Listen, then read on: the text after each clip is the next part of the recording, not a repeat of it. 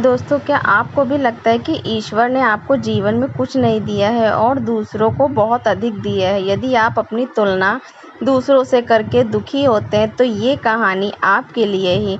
दोस्तों, एक समय की बात है, एक बार एक कौवा पेड़ पर बैठकर रो रहा था। उस पेड़ के नीचे एक संत बैठे हुए थे।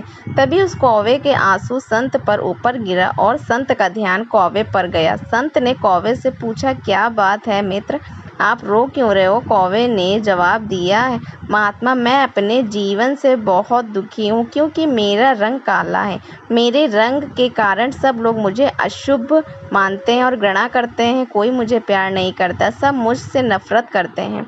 इस तरह के जीवन से तो मर जाना ज़्यादा बेहतर है। कौवे की बात सुनकर संत को दया आ गई और उसने कहा, देखो मित्र, उदास मत हो। अच्छा बताओ, तुम क्या चाहते हो? मैं अपने मंत्र की शक्ति से तुम्हारी इच्छा पूरी कर दूंगा। कौवे ने कहा, हे महात्मा, अगर ऐसा हो सकता है तो कृपया मुझे एक हंस बना दीजिए।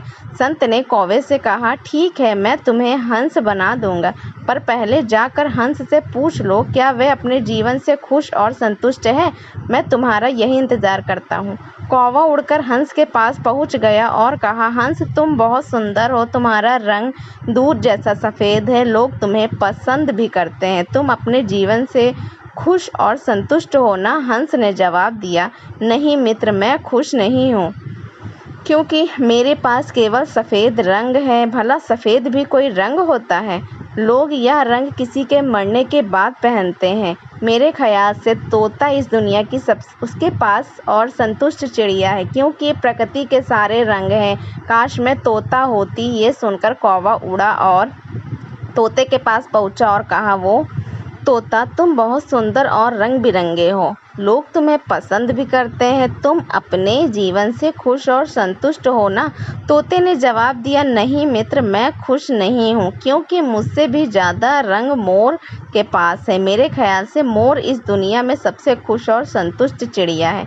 काश मैं मोर होती। ये सुनकर कौवा उड़ा और मोर के पास पहुँच गया और कहा, ओह मोर, तुम बहुत सुंदर हो और तुम्हारे पास प्रकृति के सारे रंग हैं। लोग तुम्हें पसंद भी करते हैं। तुम अपने जीवन से खुश और संतुष्ट हो ना? मोर ने जवाब दिया, नहीं मित्र, मैं खुश नहीं हूँ क्योंकि मेरी इस सुंदर पंखों के कारण ही लोग मुझे शिकार करते हैं। उसके बाद मेरे शरीर से पंखों को नोचा जाता है जिससे घर सजाने के सामान बनते हैं। मेरी सुंदरता के कारण ही लोग मुझे चिड़ियाघर में कैद करके रखते हैं।